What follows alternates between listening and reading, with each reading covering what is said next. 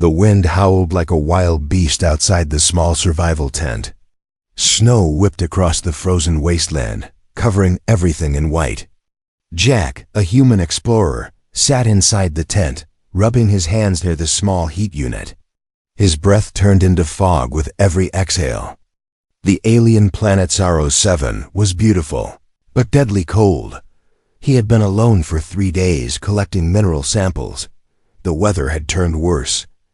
Outside, the storm screamed louder. He couldn't leave until it passed. Jack pulled his blanket tighter and sipped hot water from his flask.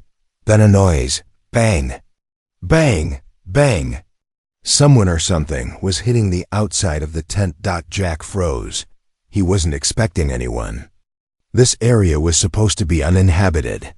He grabbed his small laser pistol and crawled toward the entrance. The wind was making it hard to hear, but he could tell someone was there. He opened the flap slowly. A figure fell forward, a girl. An alien girl. She collapsed into his arms. Her skin was pale purple, and her eyes fluttered closed.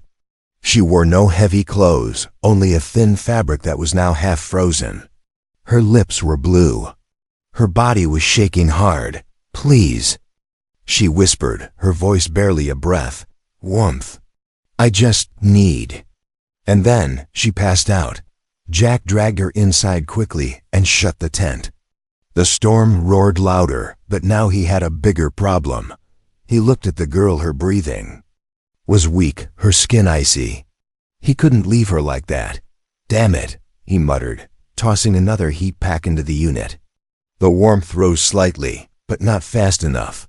She was freezing to death. Jack removed her wet outer layer carefully, wrapping her in an emergency thermal blanket. He placed another blanket over her. Still, she trembled. He knew alien biology could be different, but freezing was freezing. Jack took a deep breath and lay beside her, sharing body heat. "I hope you're not some kind of assassin," he whispered, trying to joke, but his eyes never left her. Minutes passed. Her shaking slowed. Her breathing grew deeper. A small sigh escaped her lips, and she curled slightly toward him, like a child needing comfort. Jack stared at the ceiling of the tent. "This day just got a whole lot weirder," he said to himself. Hours later, the wind outside had calmed just a little. Jack sat upright, checking her vitals with his scanner. Her name wasn't in the system. In fact, she had no ID chip at all. Strange, he noticed something else: 2 faint lines on her back. Scars? Tattoos? They looked like brands. "What the hell?"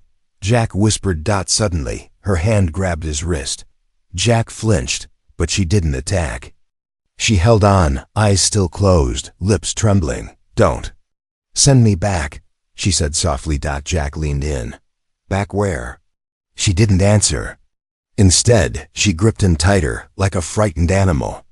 Then her eyes opened large, glowing faintly in the dark. "Are you human?" she asked weakly. Jack nodded. "Yeah, and you?" She stared at him for a second. "I don't know what I am anymore." Jack frowned. "What's your name?" "Rila," she whispered. Her eyes looked around nervously.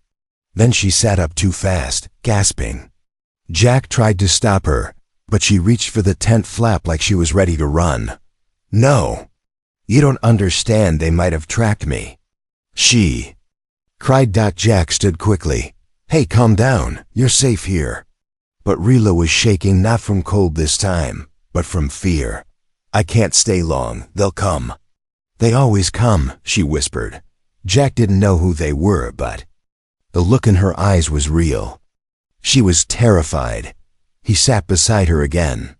"Then we'll make sure they don't find you," he said firmly. She stared at him. "Why would you help me?" Jack shrugged. "Because you were freezing to death, and I'm not a monster."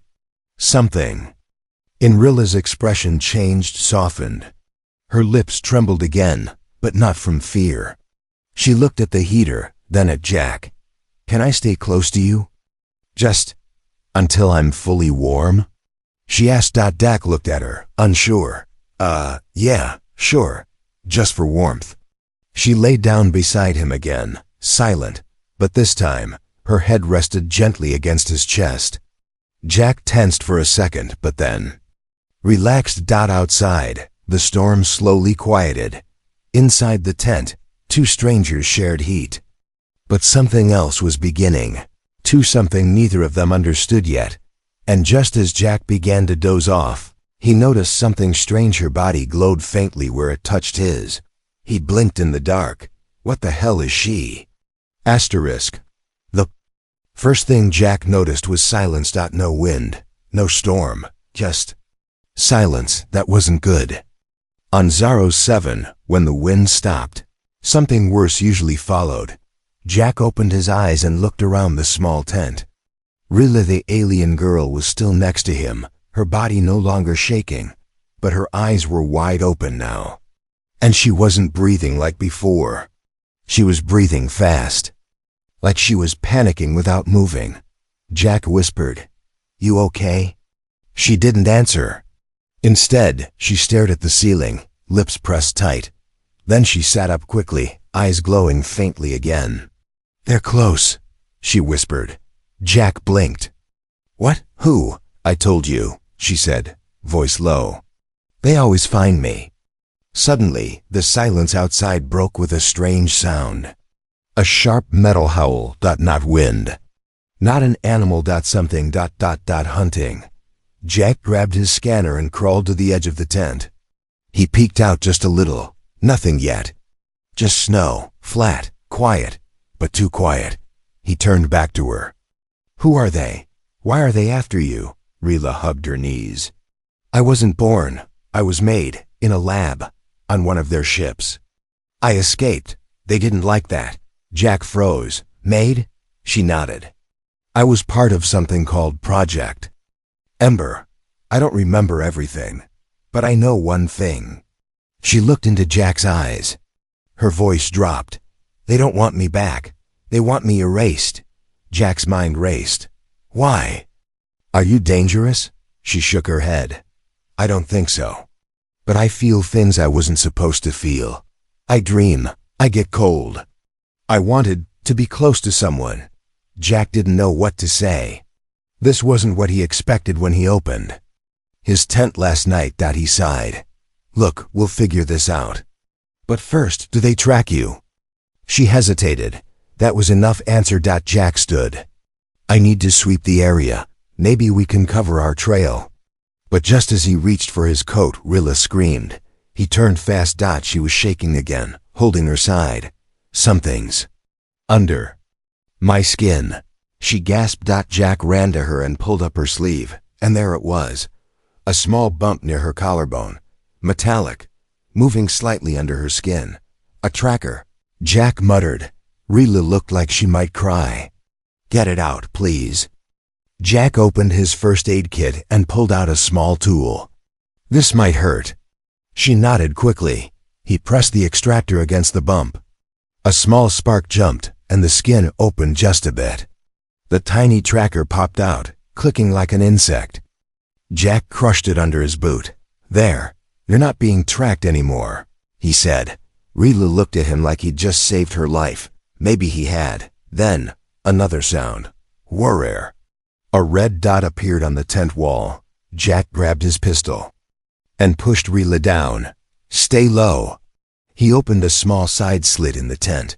3 shadows moved in the distance, floating low to the ground. Drones. "Damn it," he whispered. "They're already here." Rilla crawled to him. "They'll stun you first, then take you too. They don't leave witnesses." Jack clenched his jaw. "Well, they picked the wrong human today." He aimed his pistol carefully. "You said they don't know you can feel, that you can change." She nodded, trembling. "Then it's time to change again," Jack said. Rilla closed her eyes. Her body began to glow a little brighter. Energy shimmered around her fingertips. "I don't know how long I can hold it," she said. "You just hold long enough," Jack replied. "I'll buy you time." Then, from outside, a robotic voice echoed in the snow. "Unit 9 to 7, surrender." The subject: "This is your only warning. Jack whispered, "Tell them they're going to have a cold day in hell." The drone's warning still echoed in Jack's ears, but no one moved. Inside the small tent, silence returned. Jack held his breath, his finger on the trigger. Rila sat behind him, her glowing fingers trembling. The red light from outside had vanished, but the danger hadn't. Then, the snow outside crunched. Footsteps. Slow. Heavy. Not mechanical this time.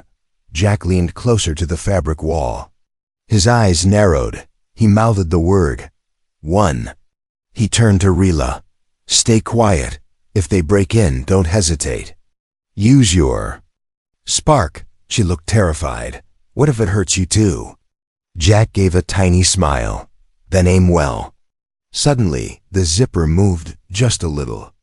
Someone was testing the tent. Jack raised his pistol, heart pounding. But the zipper didn't open. The figure outside stepped back. More silence. Then, WHOO, loud boom in the distance. A flash of blue fire. A drone exploded far off. Jack exhaled. "Someone else is out there." He looked at Rila. "I think we've got more company."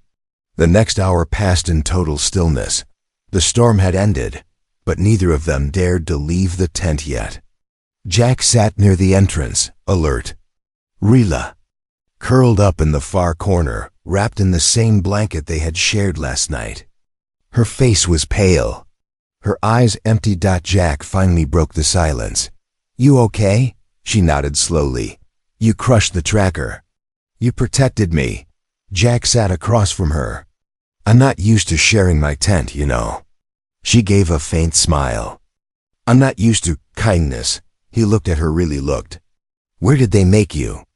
"A station called Helix 4, in orbit around a dead moon," she said softly. "They called me Subject E11, not a name." "Just a number." Jack's eyes darkened. "They experimented on you?" She nodded. "They tested how much pain I could take, how long I could survive in cold, how I reacted to human voices. Why human voices? They were training me to please someone," she said, looking down. "But something broke inside me. I started dreaming, feeling, wanting things they didn't allow." She looked up slowly, her voice shaking. "That night, when I knocked on your tent, I didn't just want warmth. I wanted to feel safe, just once." Jack's throat tightened. He didn't know what to say. So he just nodded. After a long pause, she asked, "What are you doing on this planet?" Jack chuckled lightly. "Looking for rocks." Her brow furrowed. "Rocks? Rare minerals. My ship crashed, though. I'm stuck here until rescue arrives." She leaned forward slightly. "Then, we're both trapped." Jack shrugged. "At least we're not trapped alone." There was a soft silence between them. Then Rila said something Jack didn't expect. "Do humans feel closer when they sleep beside someone?" Jack blinked. Sometimes. Depends who the someone is." She looked down again. "Because last night, I felt something I've never felt. I wanted to stay there, close to you, not just for heat, for comfort." Jack didn't move. "I'm not asking for that again." She said quickly, "I just don't know what's wrong with me." "Nothing's wrong with you," Jack said gently. "You're feeling things for the first time. That's not broken. That's human." Rila's eyes shimmered. "But I'm not human," Jack smiled. "You're close enough." She hugged the blanket tighter. Then she whispered, "What if they come back tonight?" Jack looked her in the eye. "Then we give them hell." Later that night, as darkness fell again, the tent was quiet. Rila sat closer to Jack this time, her shoulder brushing his. He offered her part of the blanket again. As they both lay down, facing opposite walls, she spoke softly. "Thank you for not treating me like a tool." Jack turned his head slightly. "You're not a tool, you're a person. Even if they couldn't see it." There was a pause. Then she whispered something so soft he almost didn't catch it. "I don't want to be alone when I feel this. Jack turned to face her. She looked nervous, but calm, like she was finally breathing freely. Then, "Don't be," he said. Their hands touched just fingers. Light as snow dotting outside, in the shadows beyond the tent, a small drone watched them through a red lens, silent, waiting. The sound came at dawn. Not loud, not clear. Just one long, high-pitched tone, like a scream held back. Jack sat up fast. The cold air hit his skin, but he ignored it. He looked at Rila. She was already awake, eyes wide, glowing. "They found us," she whispered. Jack grabbed his gear. "How?" "We crushed the tracker." She held her head. "I feel them. Not just their signal, their presence. My body reacts when they're near." Outside, snow crunched under heavy boots. Jack peeked through the flap. 4 shadows moved in the snow, tall, armored, and armed. He turned back. "Okay, we don't fight them head on, we escape." Rila shook her head. "I can't run again. They'll catch us in minutes." "Then we distract them," Jack said. "Give me your hand." She hesitated. "Trust me," Jack said. She placed her trembling hand in his. He pulled her close, forehead touching hers. "You're not a lab rat. You're a living being. And I'm not letting them take you." Her breathing slowed. Her fingers sparked faintly with light. Then the loud voice came again, outside the tent, robotic and sharp. "Human male. Step out, release the subject, or we enter by force." Jack smirked. Not really in the mood. He tossed a heat pack toward the tent wall. It burst with steam. At the same time, he kicked open the back flap and dragged Rila with him. The snow outside was deep, biting cold. But Jack didn't stop. He ran toward the rocks nearby, pulling Rila behind. Blaster fire exploded behind them. They dove behind a boulder. Jack peeked up. 3 soldiers, 1 drone above. Rila grabbed his arm. "Let me try something." "What?" "I think I can push them back." "Can you control it?" "No." He looked at her, heart racing. "Then aim away from me." She stood slowly, her hands glowing brighter, now white-hot energy building around her fingers. The snow at her feet melted into steam. The soldiers turned and fired, but before the blasts reached her, a burst of light shot from her chest like a wave, knocking the soldiers backward. The drone exploded in midair. Rila collapsed. Jack rushed to catch her. Hey, stay with me." She opened her eyes weakly. "That was new."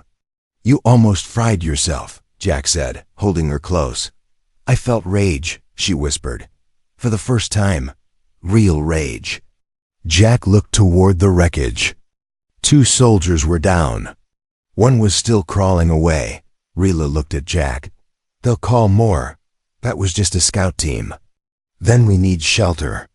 Real shelter." Hours later, after climbing through ice-covered hills, they reached an old survey post, abandoned, half buried in snow. Jack broke the lock. Inside it was cold but safe. Steel walls. Backup generator. Medical gear. Rila lay down on the cot, still weak. Jack wrapped her in blankets and started warming the room. "You shouldn't push yourself like that," he said. "I had to. You believed in me. No one ever did that before." Jack sat beside her. "You keep surprising me." She looked at him. "Does it scare you?" He smiled. "No, but it scares them." She chuckled softly. "Good." Then she went quiet, staring at the ceiling. "I don't know what I'm turning into," she whispered. "Maybe something dangerous." Jack leaned in. "You're turning into someone who wants to live. That's not dangerous. That's human." She turned her face toward him. "Then let me live beside you. Just a little longer." He touched her hand. "You're not dying on me. We're going to get out of this, then." The generator blinked. Red lights flashed. The signal had been traced. Again. Jack cursed. No time to rest. Rila stood slowly, energy rising in her again. Let them come. This time, she wasn't afraid. This time, they would be the ones running. The door blew off its hinges. Metal flew across the room. Sparks lit the walls. Snow rushed in like a wave. Jack was thrown backward into the supply shelf. Rila fell to her knees as the wind screamed again, but it wasn't the storm this time. It was them. 3 black armored enforcers stepped inside the shelter, red lights glowing from their helmets. Behind them floated 2 more drones, weapons aimed, humming with deadly energy. Subject E11, one of them said in a cold voice. You will be returned. The human will be terminated. Jack coughed, blood on his lip. I'm getting real tired of hearing that. The soldier pointed his weapon. Rila stood. Slowly. Her body was glowing again. But different this time. Brighter. Hotter. Like fire wrapped in skin. No one takes. Me again, she whispered. The soldier fired. The bolt struck her, but it didn't stop her. It bent. Then dissolved. Jack's eyes widened. Rila, she stepped forward. Her hair lifted, floating in invisible wind. The steel floor cracked. Under her bare feet. I'm not your tool anymore, she said to them. I'm not your subject. The second soldier fired. This time Rila raised her hand. The bolt stopped. Mid-air. Then reversed. It hit the drone behind the soldiers. The drone exploded. Jack scrambled to his feet. Rila, whatever you're doing, do more of it. Rila screamed, not in fear, but rage. A wave of pure energy burst from her body, slamming the soldiers into the walls. Their armor sparked. One collapsed instantly. The last soldier activated something on his wrist. Back up. Send in Alpha unit. She's unstable. Rila grabbed her head. Her body was shaking now. Too bright. Too hot. Jack ran to her. Rila, stop, you'll burn yourself. I can't, she cried. It's too much. Jack wrapped his arms around her, and the light faded, not gone, but calm. Her breathing slowed. The glow turned soft. She looked up at him. You stopped it. No, Jack whispered. You did. Suddenly, a sound from above. A ship. A big one. Jack looked at the ceiling, heart sinking. That's not just backup. That's the cleanup crew. He helped Rila to her feet. We can't stay here. Rila's legs shook. I can't run anymore. Jack stared at her, then at the destroyed soldiers. No, he said slowly. Then we don't run. 20 minutes later, they were underground. An old escape tunnel led from the shelter out into a deep canyon. Jack had found it earlier, in a broken floor map. Now he used it. They stopped near a frozen riverbed, breath visible in the cold. Above, the enemy ship hovered, scanning. Drones circled. Jack turned to Rila. You're not safe with me anymore. She flinched. Are you sending me away? Jack shook his head. I'm giving you a choice. You want to run, I'll help you. You want to fight, I'll fight beside you. Rila stared at him. Her hand touched his cheek. I want to be free, she said. Jack smiled. Then let's earn it. The final battle began when the drone spotted them. Red lights. Sirens. A full unit dropped down 6 soldiers, heavy gear. Scanning fields lit. Jack opened fire first. Rila stood behind him, hands glowing again. They fought together. Jack used cover, shots, strategy. Rila used light, energy, emotion. When Jack was cornered, Rila saved him. When Rila fell back, Jack shielded her. It wasn't just survival now. It was war. In the end, smoke filled the canyon. Bodies lay still in the snow. And in the center stood Rila, glowing, crying, breathing hard but alive. Jack limped to her, bleeding from a cut on his side. You okay? He asked. She looked at him, smiled faintly, and then collapsed in his arms. He caught her. Her skin was hot, too hot. Rila. He shouted. She didn't answer. Jack checked her pulse. Nothing. His heart froze. No, come on, don't do this. He pressed his head to her chest. Still nothing. And then, a single spark.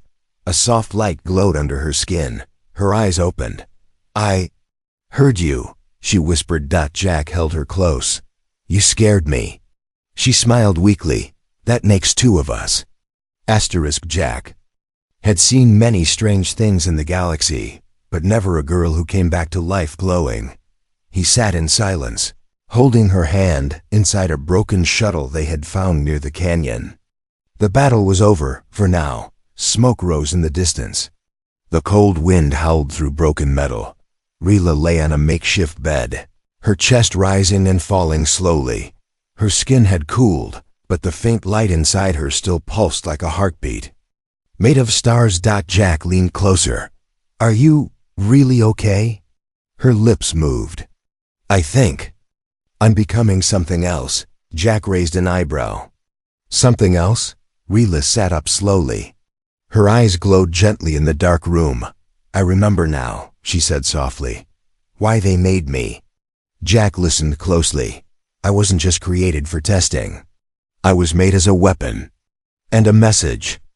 I was meant to become the first living key to something ancient, a ship, a system, a forgotten power. I'm not just part alien. I'm part machine, old tech, forbidden tech. Jack blinked. You're saying you're connected to something. Ancient?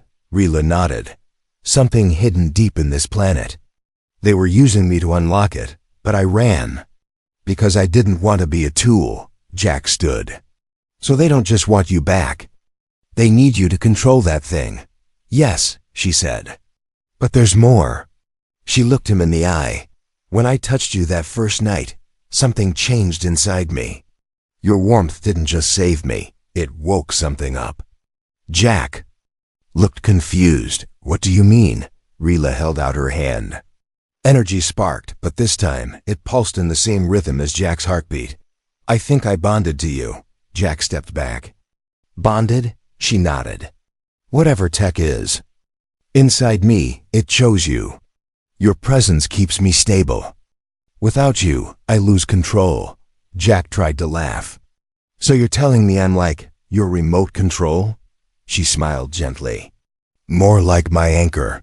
Jack scratched his head. That explains why you nearly exploded when I wasn't near you. She looked down. And why I feel something more now. Jack stayed quiet. Then she whispered, do humans fall in love this fast? He blinked. Sometimes. I think I'm learning how. Later that night, they explored deeper into the shuttle. Old systems flickered on. Jack found a control panel buried under frozen wires. Rila touched it, and it lit up fully. Blue light swept across the room. Symbols floated in the air. Jack stared. What is this? Rila's voice changed slightly. This shuttle is connected to a larger system below. An ancient ship buried under the planet. She looked at him. They want to wake it up. Jack frowned. And you're the key. She nodded, but now, she added, you're part of it too. He laughed nervously. Great, I just wanted to study rocks. Now I'm part of a space prophecy. Rila stepped closer. You can walk away, Jack. I won't stop you. Jack looked into her eyes, then shook his head. I walked into this when I opened that tent. I'm not leaving you now. She smiled. Even if it kills you? Jack shrugged. You brought me back to life the moment you walked in. Feels fair. They stood in silence for a moment. Then the shuttle shook. A voice echoed through the halls. System aligned. Core awakening. Jack turned. Did you do that? Rila looked scared. I didn't touch anything. Suddenly, the floor glowed. Beneath them, a pattern of light spread under their feet, matching both of their heartbeats. Jack, Rila whispered, I think we've already started something. We can't stop. Outside, the wind rose again, but under the surface of the planet, something much older than either of them was waking up. Asterisk. Asterisk. The sky cracked open, not with thunder, but with light. From deep below the surface of Zaro 7, a pulse of blue energy shot into the clouds, slicing through the frozen air. The snow melted in rings, trees bent from the force. The ground trembled. Like something alive had just taken its first breath. Jack stood at the top of a rocky ridge, eyes wide, breathing hard. Rila stood beside him, glowing stronger than ever, but her hands were shaking. "It's waking up," she said. "The ship. The ancient one buried below us. It feels me. It wants me." Jack gripped her arm. "What happens if it fully connects?" "To you?" She looked down. "Then I stop being me." 30 minutes earlier, they had followed the glowing path revealed in the old shuttle. A hidden stairway beneath the canyon had led them into an underground structure made of smooth black metal. Not built by humans. Not even built by her creators. This was older. Forgotten. And waiting. At the center stood a massive Cora machine heart. Taller than any building Jack had ever seen. It pulsed with light. And when Rila stepped near it, the light matched her heartbeat. Now, they stood just outside the chamber. Jack looked at her. "You don't have to do this. We can still leave." Rila shook her head. "They'll never stop hunting me. Or you. But if I connect to this, maybe I can end it." Jack's voice lowered. "And lose yourself?" Rila turned to him, her eyes full of emotion. "When I came to your tent, I didn't even know what I was. Now I know. I'm part weapon, part tech, part something old. But I also know this." She touched his chest, over his heart. "I feel alive because of you." Jack grabbed her hand. "Then fight it. Stay you. No matter what." Rila nodded slowly, and then she stepped into the chamber. The lights flared, the floor lit beneath her. The walls pulsed, and the core opened, revealing a glowing sphere inside, a memory, a mind, a machine soul. It spoke, not in words, but images and feelings.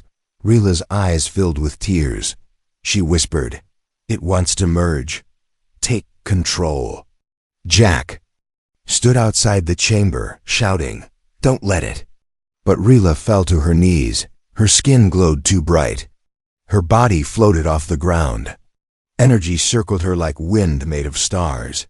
"Jack," she said, "I'm slipping." Jack ran to her. The system tried to stop him, flashing lights, rising barriers. He shouted her name louder. "Rila, come back, look at me." Her body shook, her voice was fading. "I can't hold it." Jack did something crazy. He jumped into the light. Everything exploded around him, but he didn't stop. He grabbed her in midair, holding her close. "Fight it, you're not a weapon. You're Rila." Her eyes flickered. "I'm trying."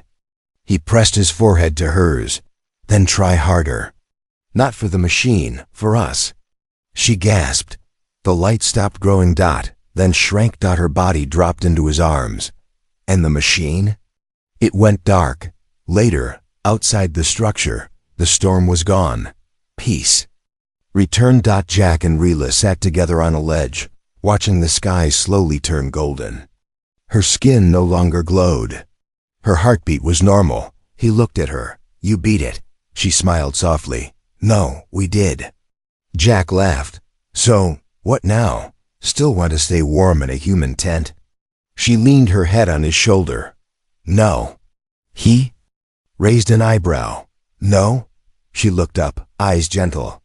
"Now I want to stay in a human home." Jack chuckled. "That can be arranged." They sat in silence, the world still. The danger gone. And for the first time, the coldest place in the galaxy didn't feel so cold anymore. Because love had melted. Something deeper than ice. It had melted fear. It had melted loneliness. And in its place stood something real. Something human.